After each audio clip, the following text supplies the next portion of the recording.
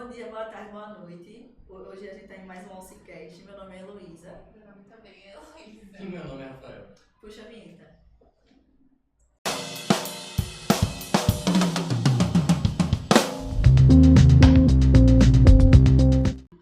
No episódio de hoje a gente vai tratar de toda a trajetória do Papa Francisco e como que a igreja fica agora que ele acabou falecendo, né, na segunda-feira. E relacionar também um pouco com o filme que ganhou o Oscar, eu não sei qual foi a categoria. Também não. Como Mas o filme é Conclave. Conclave, que tem aquele ator careca e tal. Bom, né? Papa Francisco, ele nasceu na Argentina. Ele tem descendência, se não me engano, italiana. Ele se tornou o Papa em 2013. E como todo mundo sabe, ele faleceu dia 21 de abril de 2025, deixando um legado enorme e uma falta muito grande também para a Igreja Católica. A eleição dele foi algo que meio que acabou surpreendendo, porque o nome dele não estava entre os principais favoritos, né? Então, quando ele ganha é meio que surpreendente. Até tem um filme também que trata muito sobre a relação dele com o Papa anterior a ele, como o Papa anterior a ele convenceu ele a chegar, que é o filme Dois Papas, que deve ter Netflix ou alguma coisa assim, que é literalmente os dois meio que vivendo a vida, essas coisas assim, a relação conturbada que o outro Papa tinha com o povo e tal, assim, né? E como o Papa Francisco chegou ao que ele foi e o que ele é, né? Assim. E também porque a trajetória dele não foi fácil. Não que a de os outros papas não tenham sido, mas tipo, a dele foi muito conturbada, porque, pelo que eu saiba, ele teve muitos impasses de pessoas, né? Inclusive, teve até uma situação, depois que ele virou Papa, que tinha outro... Gente, desculpa se eu errar uma nomenclatura, tá? Bispo, enfim, que estava desviando dinheiro da igreja em nome dele. E deu uma confusão aí, deu um rebuliço. Sempre uma coisa que a gente pesquisou e viu muito, as pessoas sempre, o pessoal da igreja, os bispos e tal, os cardeais, gente. Deram uma colinha aqui pra gente, obrigada, Bruno. Sempre, nunca gostaram do Papa Francisco, né? Que inclusive o nome dele não é Francisco, né? Qual é o nome dele? Você diz? Nossa. Um minuto, por favor. Mas o nome dele não é Francisco, se deu esse nome pra ele quando ele se tornou... alguma coisa assim, que inclusive eu vi, né, nos sites, né, tipo de jornal e tal, que quando o Papa até morreu, chamaram o nome dele, o nome oficial dele, 3 vezes, pra ver se realmente ele tinha falecido. Mas a trajetória dele, eu digo que assim, foi muito difícil, porque sempre teve muitos impasses dos cardeais que nunca foram a favor do que ele trazia, né, como o casamento homossexual, que inclusive foi muito criticado quando o Papa aceitou, né? E até agora tem um dos possíveis candidatos, que é um cardeal húngaro, que ele é literalmente o oposto de tudo que o Papa Francisco fez. O nome dele, gente, era Jorge Bergoglio. Está escrito ali na nossa colinha. Obrigada, Bruno, de novo. Do Papa Francisco, gente, não é Francisco, era Jorge. E eu acho muito legal isso também, é o fato de que ele trouxe uma nova visão para a Igreja Católica. Essa humanidade muito maior que ele teve. Que eu estava vendo no jornal que quando os papas falecem, eles têm, parece que, se eu não me engano, são 3 caixões. Eu não sei pra quê, mas são 3. E ele falou que não queria, quando ele falecesse, ele queria um caixão simples de madeira, somente com o nome dele escrito, e não queria basicamente toda essa cerimônia que é feito para todos os papas. Isso aí é algo muito nobre da parte dele, de fato, de entender. E como todo mundo estava falando, ele vai, mas ele deixa um legado enorme, e o outro papa não é questão de comparação. Mas o outro Papa vai ter que fazer muita coisa. Vai ter que lamber muito chão. Exatamente. Porque, tipo, inclusive no testamento, que isso apareceu até no jornal, no testamento do Papa Francisco, ele pediu que o sucessor dele fosse alguém que não tirasse as características. O que ele implementou, como o casamento homossexual e tudo mais. Porque, realmente, porque, por exemplo, trazendo um pouco do filme. O filme Conclave fala da história de quando o Papa morre e tem toda aquela eleição dos cardeais, tudinho, pra ver quem vai ser o novo Papa. e ele pediu que não tirasse o que ele implementou. E os candidatos que estão vindo muito conservadores. Muitos que estão aí para concorrer já disseram que iam tirar a legalização do casamento, que muita coisa que ele botou era errada e que vai voltar atrás. Sendo que eu acho que isso é muito retroceder no tempo. Porque a gente lutou tanto, porque assim, eu acho que nessa história, né, nesse assunto que a gente traz hoje, não é só para os católicos e tudo mais.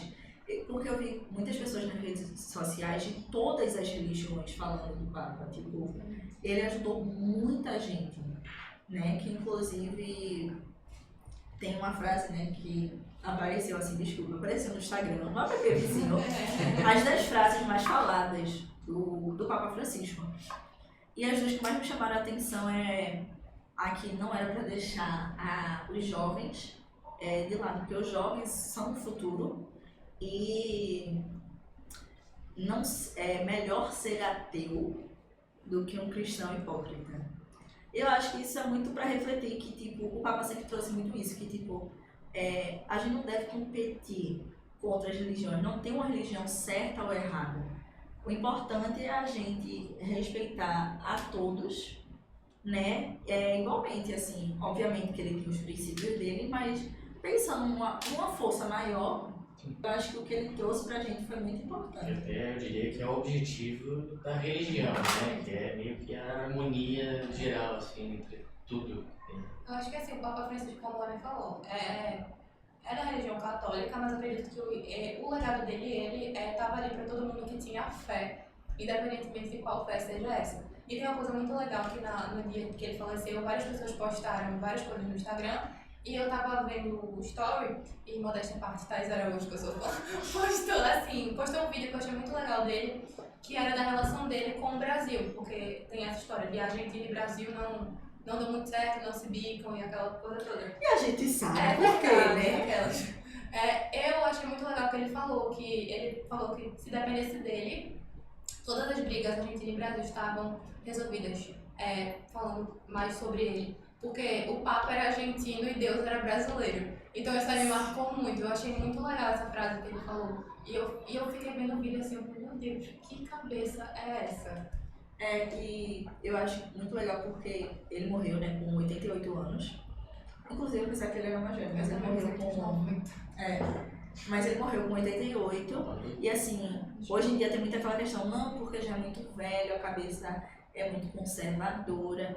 Eu acho que o que Francisco ele trouxe, qual a intimidade? O que o Papa trouxe, né, foi muita compaixão por todos, de todas as etnias, religiões, porque ele era, querendo ou não, ele tinha todos os privilégios. Ele é branco, ele é católico e ele trouxe um ato que mostra, ensina muito que tipo, as pessoas mais velhas, né, mais experientes, não precisam necessariamente ser conservadoras. Elas podem tentar abrir um pouco a cabeça e tentar entender, né, para desmistificar essas coisas das religiões. Porque assim, a gente, o TDAH foi forte, mas eu preciso falar porque eu lembrei que teve um cara que tem muita gente, né, quando o Papa ainda era vivo, que ia pra ele, recém-casado, e pedia um conselho, né? Aí esse cara contou, Papa, o que eu faço para o nosso casamento durar, a gente se casou há pouco tempo. Aí o Papa deu super elogios e no final ele falou, no Brasil precisa de mais reza e menos cachaça. Isso assim eu achei incrível, porque ele traz, eu acho que o Papa, ele trazia muitos ensinamentos de uma maneira muito leve e não trazia impondo alguma religião em si, algum lado político, direita, esquerda, central, cima, baixo. Tipo, ele não trazia nada disso, ele trazia o ensinamento de Deus, de alguma força universal. Ele ensinava a bondade, né? Independentemente de quem entregaria a bondade, ensinava a bondade para todo mundo, de Deus que acredita. Exatamente. E ele faleceu na segunda-feira e no domingo ele participou, acho que foi da missa, foi de uma celebração de Páscoa, lá na Itália. E ele não falou nada, literalmente, ele não falou, ele só estava presente.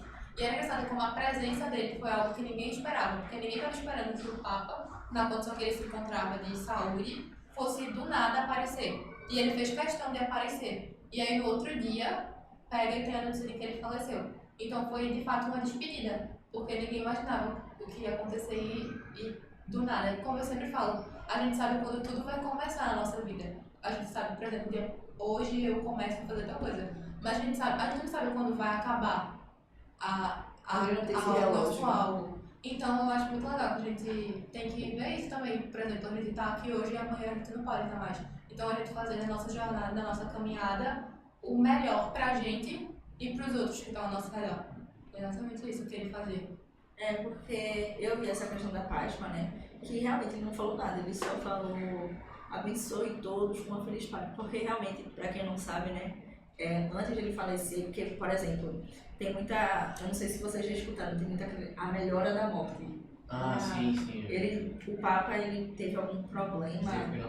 Ele teve pneumonia, ficou internado, tudinho. Sendo que acabou melhorando, sendo que ele estava de cadeira de rodas, tudinho. E a gente, pelo menos no geral, né, fala que é a melhora da morte. Né, porque ele ainda teve uma melhora, saiu do hospital. Ele andou no Papa Móvel até, acho. Foi. E acabou falecendo. E muita gente fala que foi muito bonita a trajetória dele, porque realmente foi. Ele mudou muita coisa, né? E uma coisa que eu acho muito legal é que ele foi uma pessoa assim muito corajosa. Porque no papel onde ele estava, ele poderia ter feito coisas completamente contrárias e ele não. Ele quis arriscar, vou fazer isso, independente do que aconteça, seja o que for. Ele teve um AVC, gente. Bruno tá falando aqui de novo. Ele teve um AVC e uma insuficiência cardíaca. Foi, ele morreu de... foi natural, né? Teoricamente.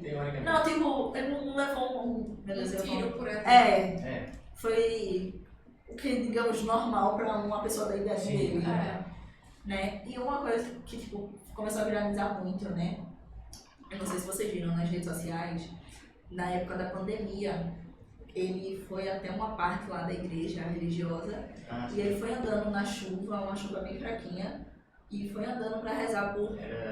Acho naquela praça grande que tem lá. Que tinha tipo um trono, um negócio lá, e ele caminhou lá sozinho, sem segurança, sem nada, só tinha acho que era outro cardeal lá na frente, e ele sentou na chuva pra rezar por todo mundo, porque a gente tava no Covid, né, tinha acabado de descobrir Covid, né, ainda não tinha vacina, ainda não tinha nada, e bicho, ele foi lá com a cara e coragem, porque querendo ou não, a gente sabe que pessoas famosas, assim, né, a qualquer momento pode alguém sacar uma arma, né, querendo ou não, e poderia até acontecer alguma coisa ruim, e eu gosto muito disso dele, porque ele era muito bondoso, independente da religião, cor, etnia, tudo, orientação sexual, ele tava lá, rezava. Exatamente. Teve uma coisa que minha mãe tava vendo lá em casa e eu também tava lá, que foi, eu não sei se foi uma entrevista, foi uma coisa que ele deu,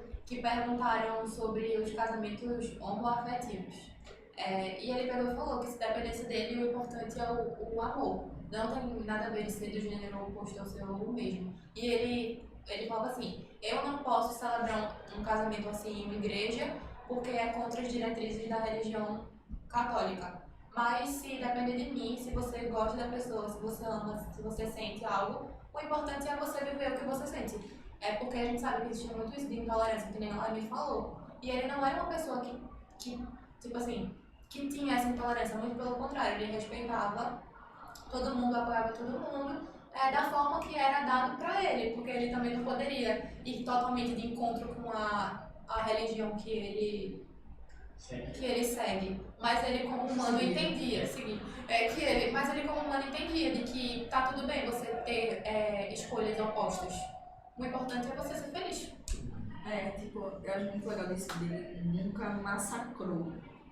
Como o Carol disse, obviamente que tinha coisa que ele realmente não podia fazer, né, porque era contra até os próprios ideais, mas essa parte dele eu acho que era muito legal. Exatamente. Ele é completo oposto do antecessor dele. Que o antecessor dele tinha um monte de polêmica, eu só não lembro o nome agora do antecessor dele.